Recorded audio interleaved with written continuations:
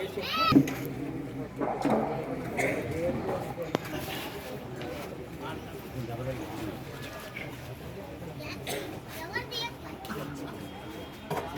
ब्रह्मा गुरु विष्णु गुरुदेवो महेश्वर गुरु साक्षात् परब्रह्म तस्मै श्री गुरवे नमः।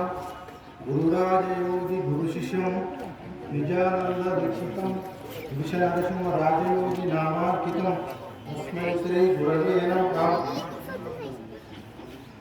जय सद्गुरु महाराज जय। కొంతమంది భ్రాంతులు వదలకనే ఈ అచల ప్రబోధలో ఏముందంటే భ్రాంతిని వదలలేరు. భ్రాంతిని వదలలేక కోడిని మేకని పోసి ఎన్నో వేలు ఖర్చు చేస్తున్నారు. ఈ విచారం ఎందుకంటే ఈ అచల ప్రబోధలో ఇది కాదంటే మీ అచల బోధలో కోడి లేదంటారు, దేవర లేదంటారు, దేవర లేదంటారు అని చాలామంది అనుకుంటారు. కానీ ఎందుకంటే ఇది జన్మరహితం.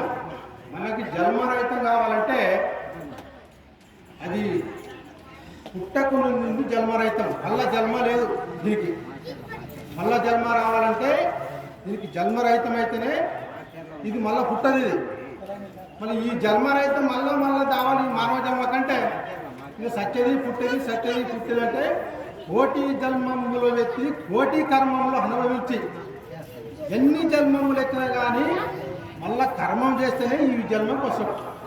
కర్మం చేయడు ఈ జన్మకు రాడు. దానికలే ఒక కృష్ణ పరమాత్ముడు ఏం చెప్పాడంటే, అర్జున కృష్ణుడే అడిగితే కృష్ణుడు ఏమన్నాడంట, మళ్ళీ కౌరవాల దిక్కు నువ్వు అవుతావా పాండవాల దిక్కు అవుతావు అంటే అర్జునుడు దుర్యోధనుడు అడిగితే ధర్మం ఎక్కడుంటే నేను అక్కడ ఉంటాను చెప్పినట్ట కృష్ణుడు. ధర్మ మార్గంలో నడిచినట్టు ఇది బోధ. చెప్పేది ఒకటి, చేసేది ఇంకోటి. ఈ పనులు చేసేదానికి మనకి ఈ అచల ప్రబోధ ఎప్పటికీ అంటారు. ఈ అచల ప్రబోధలో ఉన్నోళ్ళు ఎట్లా ఉండాలంటే తెలిసి తెలవనట్టు ఉంటేనే ఈ బోధ. ఇది ఎట్లా ఉండాలి? రాజ్య మార్గము అన్ని విద్యలండి భ్రాంతికి మూలమండి. బ్రహ్మ విద్య వెరిగితే ఏ భ్రాంతి ఉండదండి. కర్మధర్మం అండి రెండు లేని పనిరండి. మూల గుర్తు కలిపి మూల పురుషుకుండడండి. కానీ ఎప్పుడు 24 గంటల్లో గురుధ్యానంలోకి మాత్రమే ఈ బోధ. చాలామంది బోధ విన్నప్పుడు ఒక లెక్క ఉంటూ బయటకు పోయినప్పుడు ఒక లెక్క ఉంటుంది. కానీ అది కాదు, అది పద్ధతులు కాదు. పద్ధతులు ఎట్లా ఉండాలంటే అది గురుస్వరూపమే ఉండాలి. మనసుతో అహంకారము వదిలి గురుపాదాలకు మనం శరణాలు తెలుసుకొని మంచిగా నడుచుకున్న వాళ్ళకే ఈ బోధ.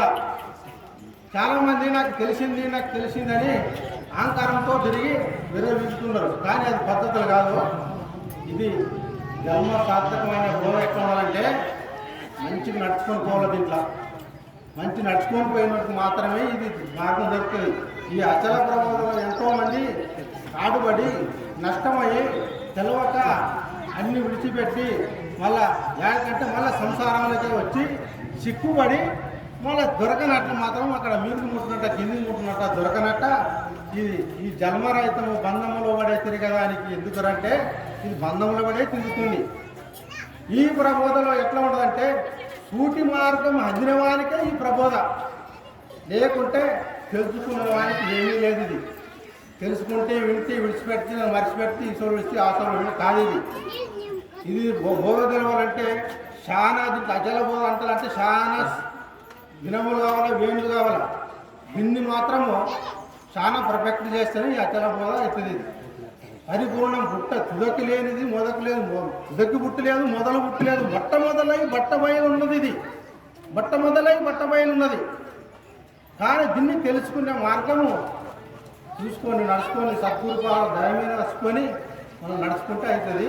సద్గురు మహారాజ్ జై.